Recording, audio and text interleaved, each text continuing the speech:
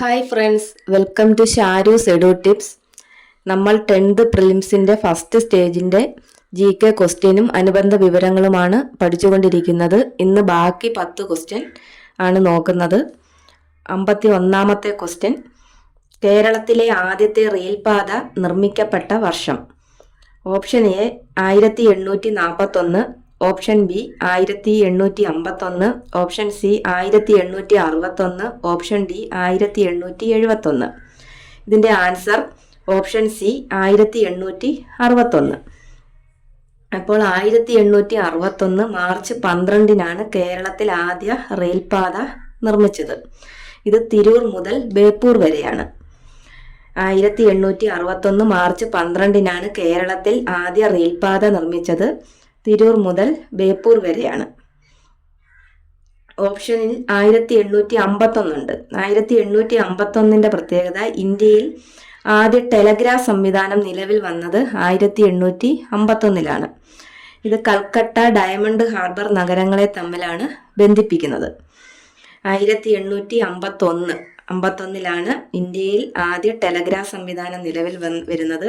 Calcutta, diamond harbour നഗരങ്ങളെ തമ്മിൽ ബന്ധിപ്പിച്ചുകൊണ്ടാണ് ഈ സംവിധാനം നിലവിൽ വരുന്നത്.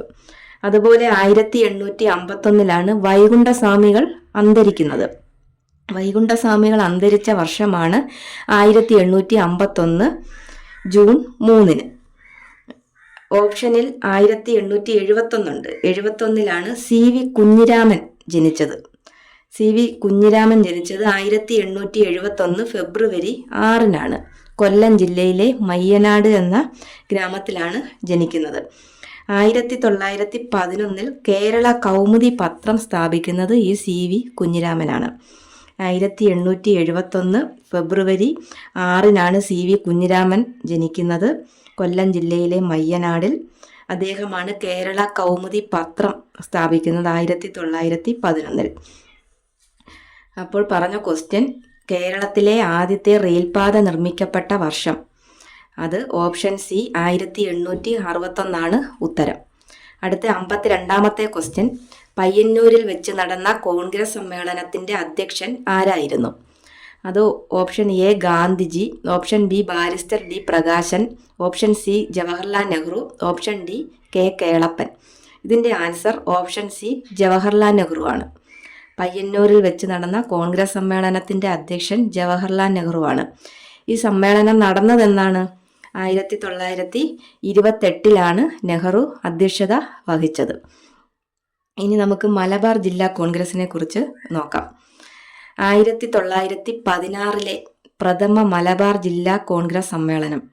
ആദ്യ മലബാർ ജില്ലാ കോൺഗ്രസ് സമ്മേളനം നടന്നത് 1916.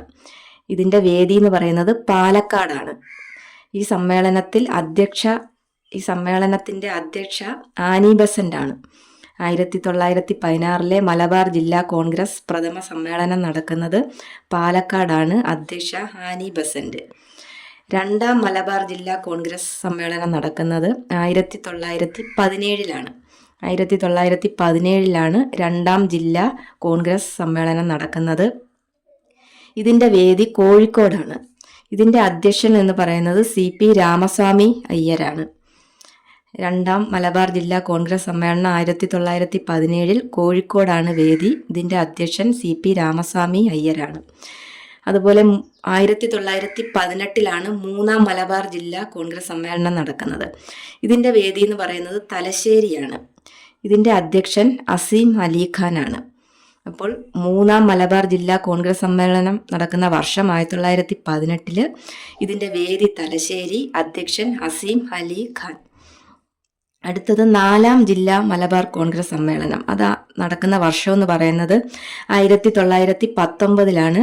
ഇതിൻ്റെ വേദി വടകരയാണ്. ഇതിൻ്റെ അധ്യക്ഷൻ KP രാമൻ മേനോനാണ് ഇതിൻ്റെ അധ്യക്ഷൻ. അതുപോലെ 1920 മലബാർ രാഷ്ട്രീയ സമ്മേളനം. 1920 ഇതിൻ്റെ സ്ഥലം മഞ്ചേരിയാണ്. ഇതിൻ്റെ അധ്യക്ഷൻ കസ്തൂരി രംഗ അയ്യങ്കാറാണ്. 1920 മലബാർ രാഷ്ട്രീയ സമ്മേളനത്തിൻ്റെ അധ്യക്ഷൻ കസ്തൂരി രംഗ അയ്യങ്കാറാണ്. ഇതിൻ്റെ വേദി എന്ന് പറയുന്നത് മഞ്ചേരിയാണ്. ഓപ്ഷനിൽ ഗാന്ധിജി കൊടുത്തിട്ടുണ്ട്. ഗാന്ധിജി കോഴിക്കോട്ടെത്തി ഖിലാഫത്ത് പ്രസ്ഥാനത്തിന് പിന്തുണ പ്രഖ്യാപിച്ച വർഷമാണ് 1920. ഗാന്ധിജി കോഴിക്കോട്ടെത്തി ഖിലാഫത്ത് പ്രസ്ഥാനത്തിന് പിന്തുണ പ്രഖ്യാപിച്ച വർഷമാണ് 1920.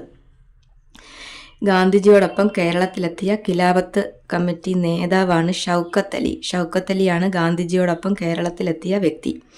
കേരളത്തിലെ ഈ ഖിലാഫത്ത് കമ്മിറ്റിയുടെ പ്രസിഡന്റാണ് കട്ടിലശ്ശേരി മുഹമ്മദ് മൗലവി.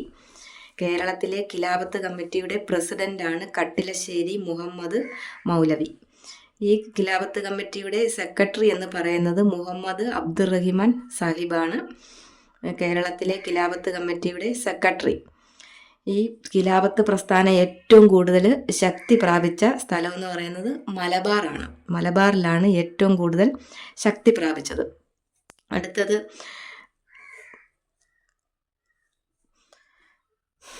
അടുത്തത് കേരളത്തിലെ പ്രൊവിൻഷ്യൽ കോൺഗ്രസ് കമ്മിറ്റി. ഇതിൻ്റെ ആദ്യ സമ്മേളനം എന്ന് പറയുന്നത് എന്ന് വെച്ചാൽ KPCC. ഇതിൻ്റെ ആദ്യ സമ്മേളനം 1921 ഏപ്രിൽ 23 ഒറ്റപ്പാലത്ത് വെച്ചാണ് ഈ സമ്മേളനം നടക്കുന്നത്. ഇതിൻ്റെ അധ്യക്ഷൻ D. പ്രകാശത്തിൻ്റെ അധ്യക്ഷതയിലാണ് ഈ സമ്മേളനം നടക്കുന്നത്. കേരള പ്രൊവിൻഷ്യൽ കോൺഗ്രസ് കമ്മിറ്റി എന്ന് വെച്ചാൽ KPCC. ഇതിൻ്റെ അധ്യക്ഷൻ D. പ്രകാശൻ 1921 ഏപ്രിൽ 23 ഒറ്റപ്പാലത്ത് വെച്ചാണ് ഈ സമ്മേളനം നടക്കുന്നത്. അതുപോലെ ഓപ്ഷനിൽ K. കേളപ്പൻ കേരള ഗാന്ധി എന്നറിയപ്പെടുന്ന വ്യക്തിയാണ് K. കേളപ്പൻ.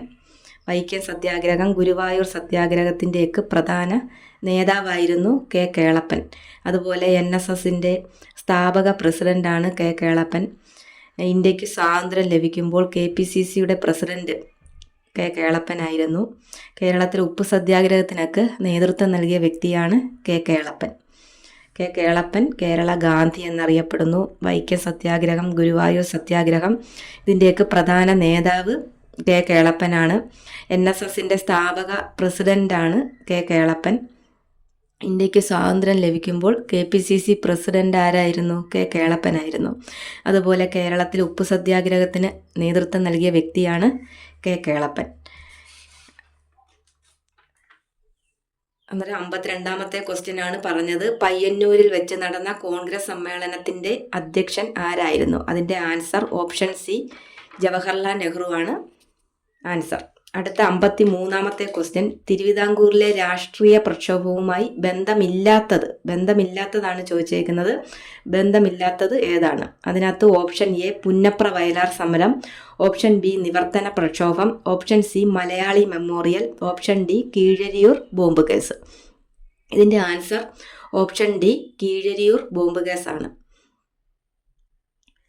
മലബാറിൽ ക്വിറ്റ് ഇന്ത്യ പ്രസ്ഥാനത്തോടനുബന്ധിച്ച് നടന്ന സംഭവമാണ് കീഴരിയൂർ ബോംബ് കേസ്. 1942 മലബാറിൽ ക്വിറ്റ് ഇന്ത്യ പ്രസ്ഥാനത്തോടനുബന്ധിച്ച് നടന്ന ഒരു സംഭവമാണ് കീഴരിയൂർ ബോംബ് കേസ്. ഈ കീഴരിയൂർ ബോംബ് കേസുമായി ബന്ധപ്പെട്ട പ്രധാന വ്യക്തിയാണ് ഡോക്ടർ KB മേനോൻ. അത് പ്രീവിയസ് ക്വസ്റ്റ്യൻ ആണ്. കീഴരിയൂർ ബോംബ് കേസുമായി ബന്ധപ്പെട്ട പ്രധാന വ്യക്തി ഡോക്ടർ KB മേനോൻ. ഇതിനകത്ത് ഓപ്ഷൻ A പുന്നപ്ര വയലാർ സമരം. അത് 1946 പുന്നപ്ര വയലാർ സമരം നടക്കുന്നത്. ഇതിൻ്റെ മറ്റൊരു പേരെന്ന് പറയുന്നത് തുലാം 10 സമരം എന്നാണ് പുന്നപ്ര വയലാർ സമരം അറിയപ്പെടുന്നത്. ഇതിൻ്റെ മറ്റൊരു പേര് തുലാം 10 സമരം. അമേരിക്കൻ മോഡൽ ഭരണം തിരുവിതാംകൂറിൽ നടപ്പിലാക്കാൻ ശ്രമിച്ചതിന് സർ CP രാമസ്വാമി അയ്യർക്കെതിരെ നടന്ന ഒരു സമരമാണ് പുന്നപ്ര വയലാർ സമരം. അമേരിക്കൻ മോഡൽ ഭരണം തിരുവിതാംകൂറിൽ നടപ്പിലാക്കാൻ ശ്രമിച്ചതിന് സർ CP രാമസ്വാമി അയ്യർക്കെതിരെ നടന്ന ഒരു സംഭവമാണ് പുന്നപ്ര വയലാർ സമരം. ഇതിൻ്റെ മുദ്രാവാക്യം എന്ന് പറയുന്നത് അമേരിക്കൻ മോഡൽ അറബിക്കടലിൽ. അത് പ്രീവിയസ് ക്വസ്റ്റ്യൻ ആണ്. പുന്നപ്ര വയലാർ സമരത്തിൻ്റെ മുദ്രാവാക്യം പ്രീവിയസ് ക്വസ്റ്റ്യൻ ആണ്, അമേരിക്കൻ മോഡൽ അറബിക്കടലിൽ. അടുത്ത ഓപ്ഷനിൽ നിവർത്തന പ്രക്ഷോഭം. ഇത് 1932 നിവർത്തന പ്രക്ഷോഭം. നിവർത്തന പ്രക്ഷോഭത്തിന് ആ പേര് നിർദ്ദേശിച്ച വ്യക്തി IC ചാക്കോയാണ്. പ്രീവിയസ് ക്വസ്റ്റ്യൻ ആണ്. IC ചാക്കോയാണ് നിവർത്തന പ്രക്ഷോഭത്തിന് ആ പേര് നിർദ്ദേശിച്ചത്. അതുപോലെ നിവർത്തന പ്രക്ഷോഭത്തിൻ്റെ ജിഹ്വ എന്നറിയപ്പെടുന്നത് കേരള കേസരിയാണ്. നിവർത്തന പ്രക്ഷോഭത്തിൻ്റെ ജിഹ്വ എന്നറിയപ്പെടുന്നത് കേരള കേസരിയാണ്. അതുപോലെ ന്യൂനപക്ഷ വിഭാഗങ്ങൾക്ക് സംവരണം ലഭിക്കുന്നതിനായി നടന്ന പ്രക്ഷോഭമാണ് നിവർത്തന പ്രക്ഷോഭം.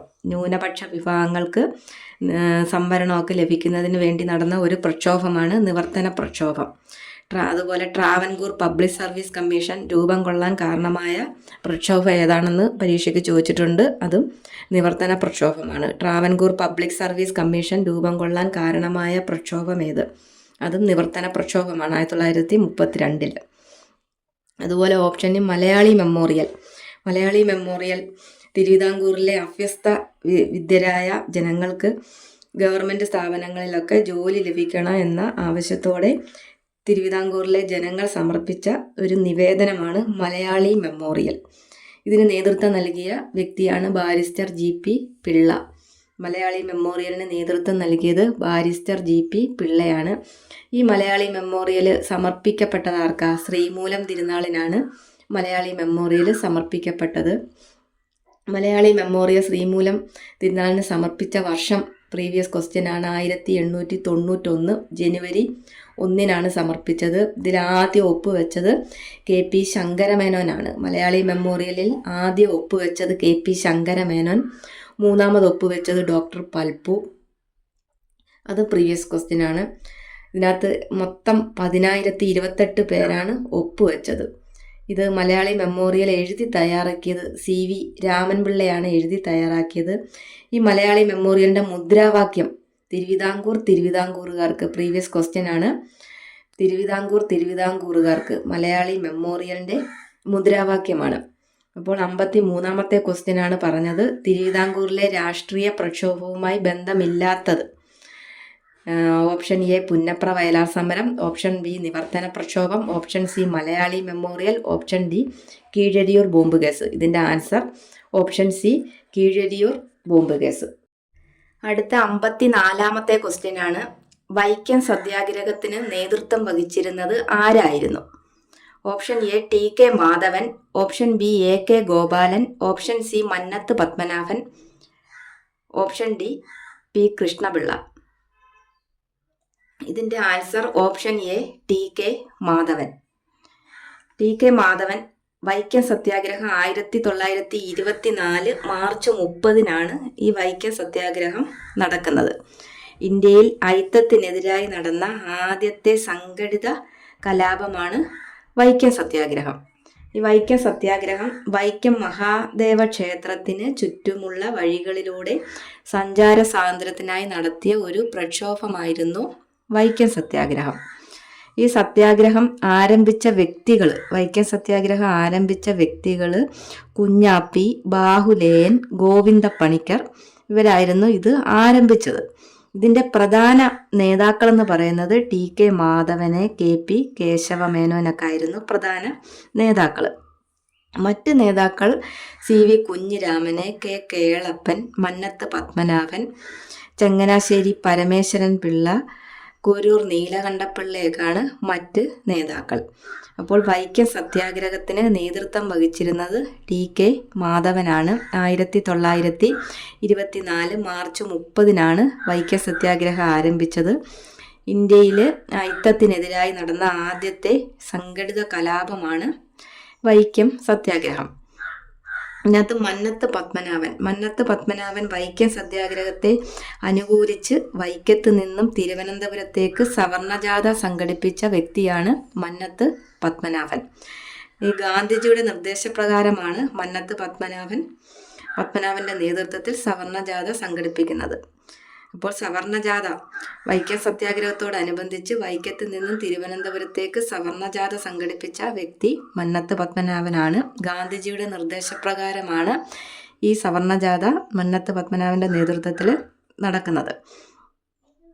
ഗുരുവായൂർ സത്യാഗ്രഹ കമ്മിറ്റിയുടെ പ്രസിഡൻ്റൊക്കെ ആയിരുന്നു മന്നത്ത് പത്മനാഭൻ. ഗുരുവായൂർ സത്യാഗ്രഹ കമ്മിറ്റിയുടെ പ്രസിഡൻ്റായിരുന്നു മന്നത്ത് പത്മനാഭൻ. അതുപോലെ AK ഗോപാലൻ ഗുരുവായൂർ സത്യാഗ്രഹത്തിൻ്റെ വോളണ്ടിയർ ക്യാപ്റ്റനായിരുന്നു AK ഗോപാലൻ. AK ഗോപാലൻ്റെ യഥാർത്ഥ പേര് ആയില്യത്ത് കുറ്റ്യാരി ഗോപാലൻ എന്നാണ്. AK ഗോപാലൻ്റെ യഥാർത്ഥ പേര് ആയില്യത്ത് കുറ്റ്യാരി ഗോപാലൻ. അതുപോലെ പട്ടിണിജാഥ നയിച്ച വ്യക്തിയാണ് AK ഗോപാലൻ. പ്രീവിയസ് ക്വസ്റ്റ്യൻ ആണ്. പട്ടിണിജാഥ നയിച്ച വ്യക്തിയാണ് AK ഗോപാലൻ. അതുപോലെ ഓപ്ഷൻ എ പി കൃഷ്ണപിള്ള. കേരളത്തിലെ ആദ്യ കമ്മ്യൂണിസ്റ്റ് എന്ന് വിശേഷിപ്പിക്കപ്പെടുന്ന വ്യക്തിയാണ് പി കൃഷ്ണപിള്ള. അതുപോലെ അടുത്ത പ്രീവിയസ് ക്വസ്റ്റ്യൻ ആണ്, കേരളത്തിലെ കോൺഗ്രസ് സോഷ്യലിസ്റ്റ് പാർട്ടിയുടെ ആദ്യ സെക്രട്ടറി. പ്രീവിയസ് ക്വസ്റ്റ്യൻ ആണ്, അതാരാണ്? പി കൃഷ്ണപിള്ളയാണ്. കൃഷ്ണപിള്ളയുടെ ജന്മസ്ഥലം പ്രീവിയസ് ക്വസ്റ്റ്യൻ ആണ്. കോട്ടയം ജില്ലയിലെ വൈക്കത്താണ് പി കൃഷ്ണപിള്ള ജനിക്കുന്നത്. അതുപോലെ ഗുരുവായൂർ ക്ഷേത്രത്തിൽ കയറി മണിമുഴക്കിയ ആദ്യ അബ്രാഹ്മണൻ ആരാണെന്ന് ചോദിച്ചിട്ടുണ്ട്. പി കൃഷ്ണപിള്ളയാണ്. പി കൃഷ്ണപിള്ള കേരളത്തിലെ ആദ്യ കമ്മ്യൂണിസ്റ്റ് എന്ന് വിശേഷിപ്പിക്കപ്പെടുന്ന വ്യക്തിയാണ് പി കൃഷ്ണപിള്ള. കേരളത്തിലെ കോൺഗ്രസ് സോഷ്യലിസ്റ്റ് പാർട്ടിയുടെ ആദ്യ സെക്രട്ടറിയാണ്. പ്രീവിയസ് ക്വസ്റ്റ്യൻ ആണ്. അദ്ദേഹത്തിൻ്റെ ജന്മസ്ഥലം കോട്ടയം ജില്ലയിലെ വൈക്കത്താണ്. അതുപോലെ ഗുരുവായൂർ ക്ഷേത്രത്തിൽ കയറി മണിമുഴക്കിയ ആദ്യ അബ്രാഹ്മണനാണ് പി കൃഷ്ണപിള്ള. അപ്പോൾ 54-ാമത്തെ ക്വസ്റ്റ്യൻ ആണ് പറഞ്ഞത്, വൈക്കം സത്യാഗ്രഹത്തിന് നേതൃത്വം വഹിച്ചിരുന്നത് ആരായിരുന്നു? അതിൻ്റെ ആൻസർ ടി.കെ. മാധവൻ. അടുത്ത 55-ാമത്തെ ക്വസ്റ്റ്യൻ ആണ്, 1817 പാർവതിഭായി പുറപ്പെടുവിച്ച വിളംബരത്തിലെ ശ്രദ്ധേയമായ പരിഷ്കാരം എന്തായിരുന്നു? ഓപ്ഷൻ എ ചാണാ സ്ത്രീകൾക്ക് മാറുമറയ്ക്കാനുള്ള അവകാശം. ഓപ്ഷൻ ബി മരുമക്കത്തായത്തിനെതിരായ നിയമങ്ങൾ. ഓപ്ഷൻ സി ഏകീകൃതമായ ശിക്ഷാവിധികൾ. ഓപ്ഷൻ ഡി പ്രൈമറി വിദ്യാഭ്യാസം സൗജന്യമാക്കി. ഇതിൻ്റെ ആൻസർ ഓപ്ഷൻ ഡി പ്രൈമറി വിദ്യാഭ്യാസം സൗജന്യമാക്കി.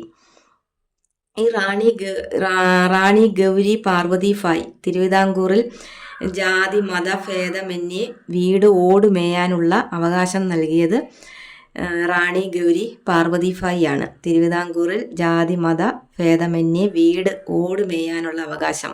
ഓലയായിരുന്നു വീടുകൾ, അന്ന് വീടുകളെല്ലാം ഓല മേഞ്ഞതായിരുന്നു. അത് മാറ്റി ഓടുമേയാനുള്ള അവകാശം നൽകിയത് ഈ റാണി ഗൗരി പാർവതിഭായ് ആണ്.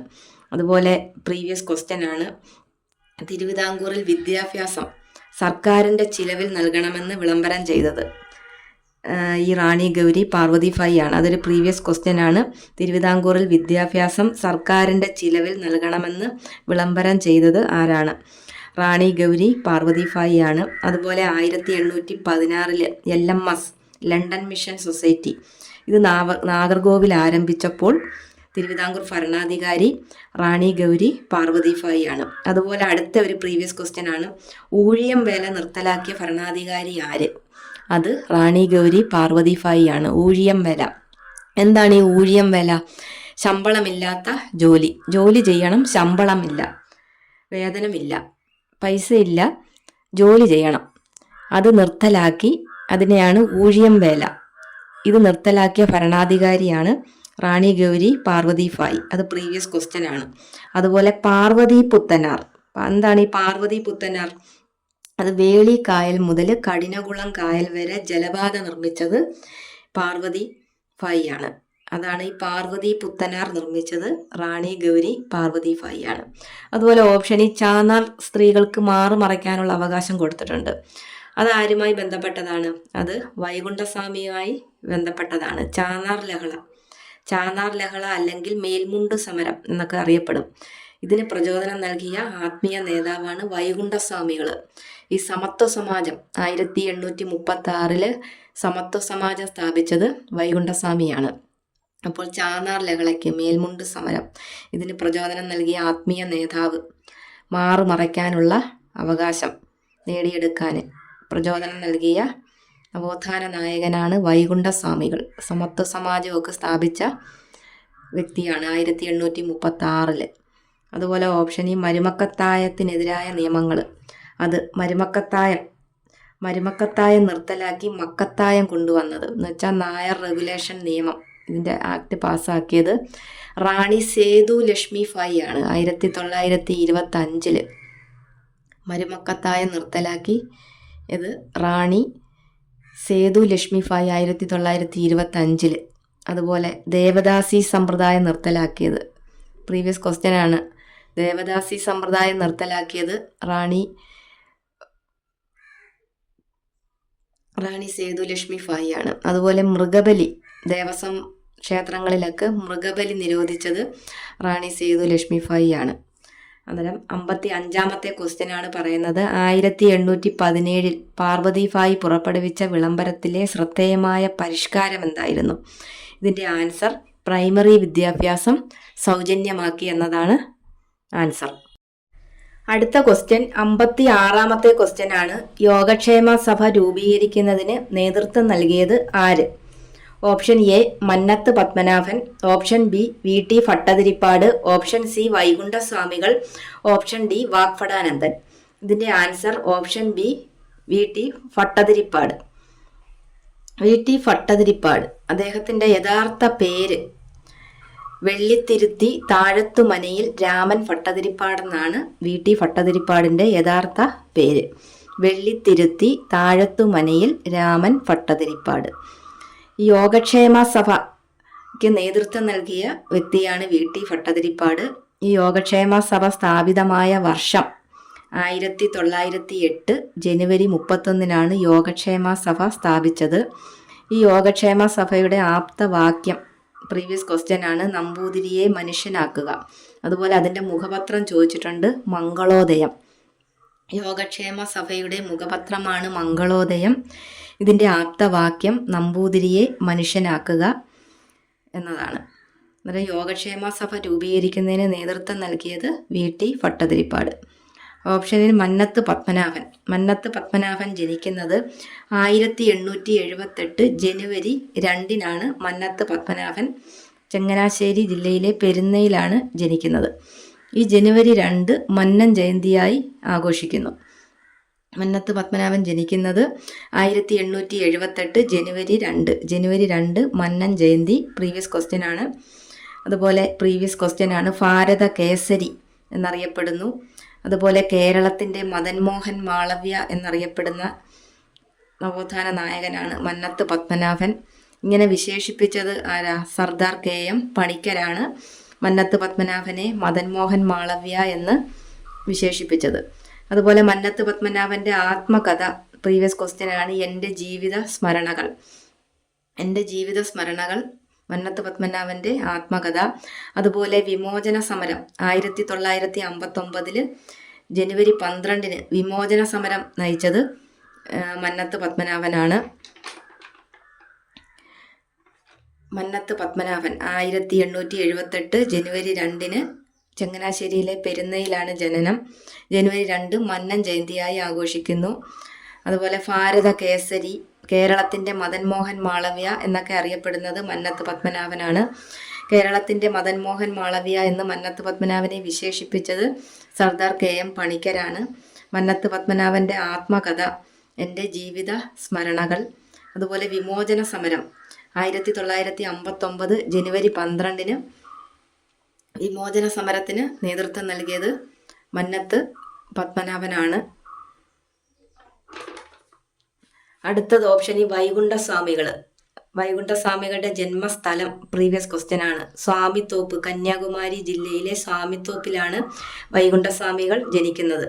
അദ്ദേഹത്തിൻ്റെ കുട്ടിക്കാല നാമം പ്രീവിയസ് ക്വസ്റ്റ്യൻ ആണ്, മുടിചൂടും പെരുമാൾ. മുടിചൂടും പെരുമാൾ എന്നാണ് വൈകുണ്ഠസ്വാമിയുടെ കുട്ടിക്കാല നാമം. അതുപോലെ അടുത്ത ഒരു പ്രീവിയസ് ക്വസ്റ്റ്യൻ ആണ്, ദക്ഷിണേന്ത്യയിൽ ആദ്യമായി കണ്ണാടി പ്രതിഷ്ഠ നടത്തിയ വ്യക്തി വൈകുണ്ഠസ്വാമികളാണ്. ദക്ഷിണേന്ത്യയിൽ ആദ്യമായി കണ്ണാടി പ്രതിഷ്ഠ നടത്തിയ നവോത്ഥാന നായകനാണ് വൈകുണ്ഠസ്വാമികൾ. അതുപോലെ സമത്വ സമാജം സ്ഥാപിച്ചത് ആരാണ്? വൈകുണ്ഠസ്വാമികളാണ്. അന്നേരം വൈകുണ്ഠസ്വാമികളുടെ ജന്മസ്ഥലം സ്വാമിത്തോപ്പ്, കന്യാകുമാരി. അദ്ദേഹത്തിൻ്റെ കുട്ടിക്കാല നാമം മുടിചൂടും പെരുമാൾ. ദക്ഷിണേന്ത്യയിൽ ആദ്യമായി കണ്ണാടി പ്രതിഷ്ഠ നടത്തി സമത്വ സമാജം സ്ഥാപിച്ചത് വൈകുണ്ഠസ്വാമികൾ. അപ്പോൾ 56-ാമത്തെ ക്വസ്റ്റ്യൻ ആണ് പറഞ്ഞത്, യോഗക്ഷേമ സഭ രൂപീകരിക്കുന്നതിന് നേതൃത്വം നൽകിയത് ആരാണ്? അതിൻ്റെ ഉത്തരം വി.ടി. ഭട്ടതിരിപ്പാട്. അടുത്ത ക്വസ്റ്റ്യൻ 57-ാമത്തെ ക്വസ്റ്റ്യൻ ആണ്. 1920 മഞ്ചേരിയിൽ നടന്ന മലബാർ രാഷ്ട്രീയ സമ്മേളനത്തിൽ ഉൾപ്പെടാത്ത വിഷയമാണ് ചോദിച്ചേക്കുന്നത്. ഓപ്ഷൻ എ ഭരണപരിഷ്കരണം, ഓപ്ഷൻ ബി കുടിയാന്മാർ പ്രശ്നം, ഓപ്ഷൻ സി ജനസംഖ്യ അനുപാത സംവരണം, ഓപ്ഷൻ ഡി ഖിലാഫത്ത്.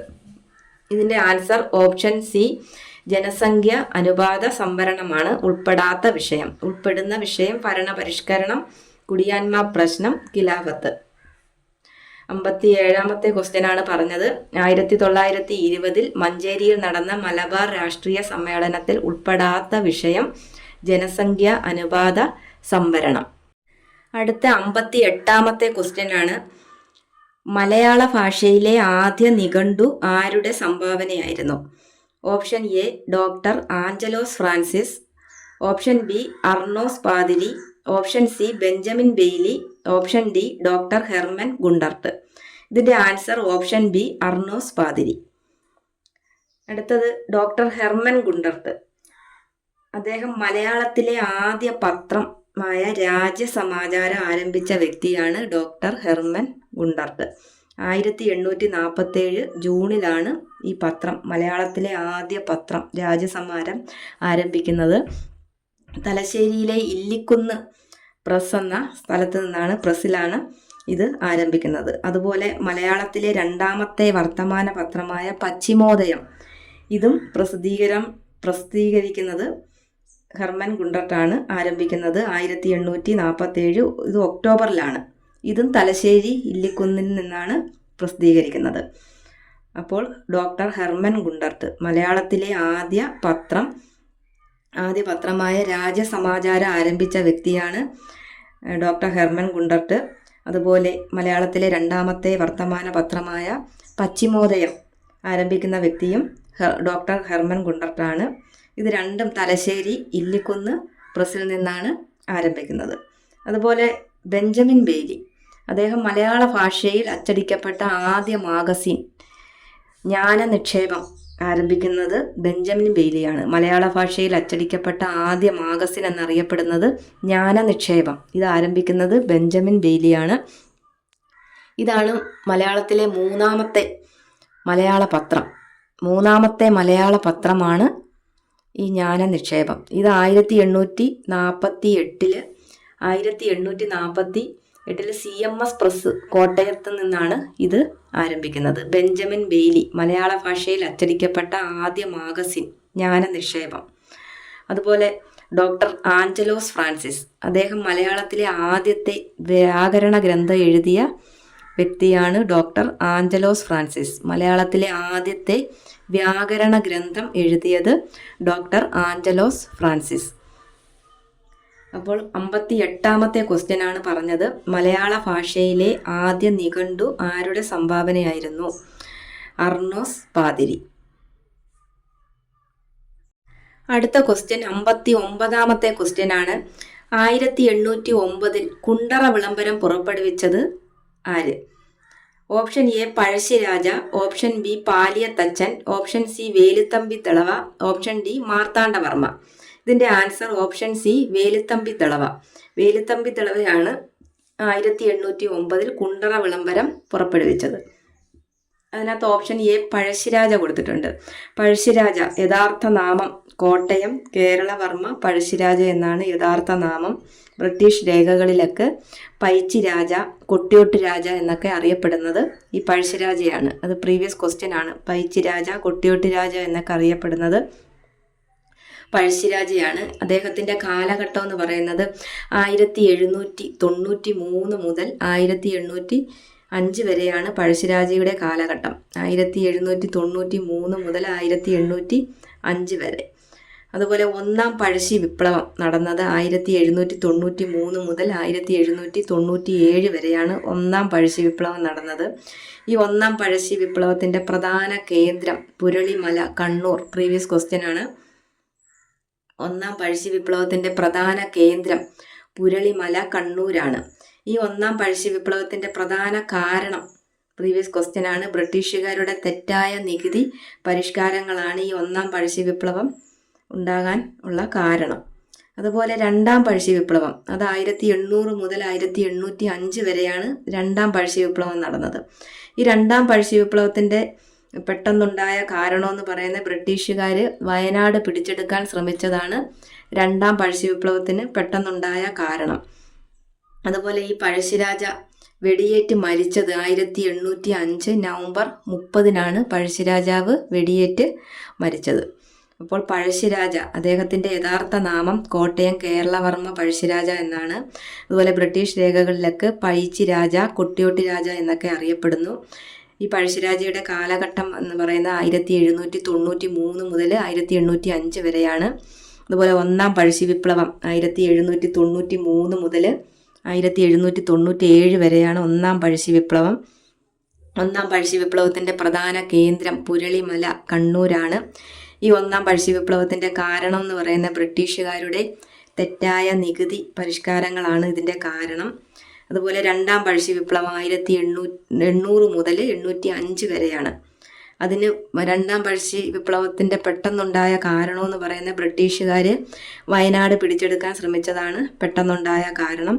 പഴശ്ശിരാജ വെടിയേറ്റ് മരിച്ചത് 1805 നവംബർ 30-നാണ് പഴശ്ശിരാജ വെടിയേറ്റ് മരിച്ചത്.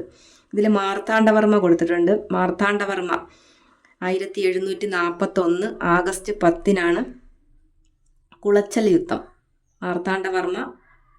മാർത്താണ്ഡവർമ്മയും ഡച്ചുകാരും തമ്മിലുള്ള കുളച്ചൽ യുദ്ധം നടന്നത് 1741 ഓഗസ്റ്റ് 10-നാണ്. ഈ മാർത്താണ്ഡവർമ്മയുടെ യഥാർത്ഥ പേര് അനിഴം തിരുനാൾ മാർത്താണ്ഡവർമ്മ എന്നാണ് അറിയപ്പെടുന്നത്. ഈ ഡച്ചുകാരും മാർത്താണ്ഡവർമ്മയും തമ്മിലാണ് കുളച്ചൽ യുദ്ധം. ഈ കുളച്ചൽ യുദ്ധത്തിൽ ഡച്ചുകാരെ മാർത്താണ്ഡവർമ്മ പരാജയപ്പെടുത്തി. ഈ കുളച്ചൽ എന്ന സ്ഥലം തമിഴ്നാട്ടിലാണ്. തമിഴ്നാട്ടിലെ കന്യാകുമാരി ജില്ലയിലാണ് ഈ കുളച്ചൽ എന്ന സ്ഥലം. ഈ ഡച്ച് സൈന്യത്തെ നയിച്ചത് ഡിലനോയി എന്ന ആളാണ് ഡച്ച് സൈന്യത്തെ നയിച്ചത്. വലിയ കപ്പിത്താൻ എന്നൊക്കെ അറിയപ്പെടുന്നത് ഡിലനോയിയാണ്. ഈ ഡിലനോയിയുടെ സ്മാരകം സ്ഥിതി ചെയ്യുന്നത് ഉദയഗിരി കോട്ടയിലാണ്. ഡിലനോയിയുടെ സ്മാരകം സ്ഥിതി ചെയ്യുന്നത്. അപ്പോൾ മാർത്താണ്ഡവർമ്മ, അനിഴം തിരുനാൾ മാർത്താണ്ഡവർമ്മ 1741 ഓഗസ്റ്റ് 10-ന് കുളച്ചൽ യുദ്ധം നയിച്ചത് മാർത്താണ്ഡവർമ്മയും ഡച്ചുകാരും തമ്മിലാണ്. ഈ ഡച്ചുകാരെ പരാജയപ്പെട്ടത് മാർത്താണ്ഡവർമ്മ ഡച്ചുകാരെ പരാജയപ്പെടുത്തി. ഈ കുളച്ചൽ എന്ന സ്ഥലം തമിഴ്നാട്ടിലാണ്, കന്യാകുമാരി ജില്ലയിലാണ്. ഡച്ച് സൈന്യത്തെ നയിച്ചത് ഡിലനോയിയാണ്. വലിയ കപ്പിത്താൻ എന്നറിയപ്പെടുന്നത് ഡിലനോയിയാണ്. ഈ ഡിലനോയിയുടെ സ്മാരകം സ്ഥിതി ചെയ്യുന്നത് ഉദയഗിരി കോട്ടയിലാണ്. അതുപോലെ അടുത്തത് പാലിയത്തച്ചൻ. ഓപ്ഷൻ എ പാലിയത്തച്ചൻ കൊച്ചിയിലെ ദിവാനായിരുന്നു പാലിയത്തച്ചൻ. കൊച്ചിയിലെ ഒരു ദിവാനായിരുന്നു പാലിയത്തച്ചൻ. അപ്പോൾ 59-ാമത്തെ ക്വസ്റ്റ്യനാണ് പറഞ്ഞത്. 1809 കുണ്ടറ വിളംബരം പുറപ്പെടുവിച്ചത് ആര്? ഉത്തരം വേലുത്തമ്പി ദളവ. അടുത്തത് 60-ാമത്തെ ക്വസ്റ്റ്യനാണ്. 1859 ജെയിംസ് ഡാറ കയർ ഫാക്ടറി സ്ഥാപിച്ച സ്ഥലം ഏത്? Option A Alappuzha, option B Kollam, option C Varkala, option D ഇവയൊന്നുമല്ല. അതിൻ്റെ answer option A Alappuzha. 1859 James Darragh coir factory സ്ഥാപിച്ച സ്ഥലം ആലപ്പുഴയിലാണ്. ഇതിനകത്ത് കൊല്ലം ജില്ല കൊടുത്തിട്ടുണ്ട്. കൊല്ലം ദൈവത്തിൻ്റെ സ്വന്തം തലസ്ഥാനം എന്നറിയപ്പെടുന്ന ഇത് കൊല്ലമാണ്. ദൈവത്തിൻ്റെ സ്വന്തം തലസ്ഥാനം എന്നറിയപ്പെടുന്നത് കൊല്ലമാണ്. അതുപോലെ കടൽ തീരം ഏറ്റവും കുറവുള്ള ജില്ല കൊല്ലമാണ്. കടൽ തീരം ഏറ്റവും കുറവുള്ള ജില്ലയാണ് കൊല്ലം. അതുപോലെ ലോകത്തിലെ ഏറ്റവും വലിയ പക്ഷിശില്പം കൊല്ലം ജില്ലയിൽ ചടയമംഗലത്ത് ജഡായുവാണ്. ജഡായുപ്പാറ ലോകത്തിലെ ഏറ്റവും വലിയ പക്ഷിശില്പമാണ് ജഡായു. അതുപോലെ ഈ കൊല്ലം ജില്ലയിലാണ് തെന്മല ഇക്കോ ടൂറിസം സ്ഥിതി ചെയ്യുന്നത്. കൊല്ലം ജില്ലയിലാണ്. പ്രീവിയസ് ക്വസ്റ്റ്യൻ ആണ് തെന്മല ഇക്കോ ടൂറിസം. അതുപോലെ ശെന്തുരുണി വന്യജീവി സങ്കേതം സ്ഥിതി ചെയ്യുന്നത് കൊല്ലം ജില്ലയിലാണ്. ശെന്തുരുണി വന്യജീവി സങ്കേതം സ്ഥിതി ചെയ്യുന്നു. ദൈവത്തിൻ്റെ സ്വന്തം തലസ്ഥാനം എന്നറിയപ്പെടുന്നു. കടൽ തീരെ ഏറ്റവും കുറവുള്ള ജില്ല. ലോകത്തിലെ ഏറ്റവും വലിയ പക്ഷിശില്പം ജഡായു സ്ഥിതി ചെയ്യുന്നത് കൊല്ലം ജില്ലയിൽ ചടയമംഗലത്താണ്. തെന്മല ഇക്കോ ടൂറിസം, ശെന്തുരുണി വന്യജീവി സങ്കേതം സ്ഥിതി ചെയ്യുന്നത് കൊല്ലത്താണ്. അടുത്തത് ഓപ്ഷൻ ഇ വർക്കല. ആദ്യകാലത്ത് ബലിത എന്ന പേരിൽ അറിയപ്പെടുന്ന സ്ഥലമാണ് വർക്കല. അതുപോലെ തിരുവനന്തപുരം ജില്ലയിലാണ് വർക്കല. ശിവഗിരി മഠം, തീർത്ഥാടന കേന്ദ്രമായ ശിവഗിരി മഠം സ്ഥിതി ചെയ്യുന്നത് വർക്കലയിലാണ്. വർക്കല തിരുവനന്തപുരം ജില്ലയിലാണ് വർക്കല. ആദ്യകാലത്ത് ബലിത എന്ന പേരിൽ അറിയപ്പെടുന്നു. ശിവഗിരി മഠം സ്ഥിതി ചെയ്യുന്നത് വർക്കലയിലാണ്. അപ്പോൾ 60-ാമത്തെ ക്വസ്റ്റ്യൻ ആണ് പറഞ്ഞത്. 1859 ജെയിംസ് ഡാറ കയർ ഫാക്ടറി സ്ഥാപിച്ച സ്ഥലം ഏതാണ്? ഇതിൻ്റെ ആൻസർ ആലപ്പുഴ. നമ്മൾ ഇന്ന് GK 10 ക്വസ്റ്റ്യൻ ആണ് നോക്കിയത്. ക്ലാസ് ഇഷ്ടപ്പെട്ടെന്ന് കരുതുന്നു. Thank you.